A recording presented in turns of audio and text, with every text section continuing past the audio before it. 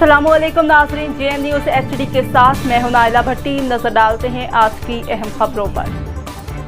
खबर शामिल करते हैं सियालकोट से। JN न्यूज़ के deputy bureau chief Saeed Ansar Abbas Shah की रिपोर्ट के मुताबिक पाकिस्तान प्रेस क्लब कोटली लोहारा सियालकोट का इजलास ज़ेर सदारत मियाँ मोहम्मद सलीम, चीफ एग्जीक्यूटिव मियाँ मोहम्मद इरफान, सदर मोहम्मद अयूब खोकर, चेयरमैन सरपरस्त आला मुमताज़ अहमद सोहल, चौधरी मोहम्मद आसिफ जट, पहलवान general secretary Pakistan press club Kotli Lohara Sialkot Ilyas मालकी सियालकोट में मुनक्किद हुआ।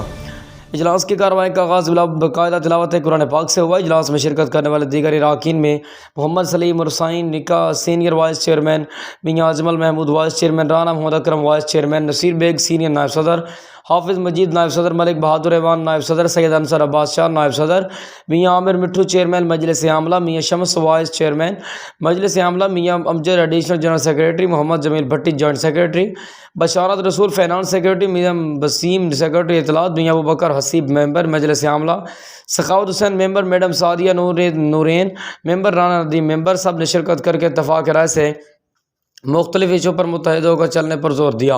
सब दोस्तों की राय को मद्देनज़र रखते हुए एजेंडे की मंजूरी दी गई।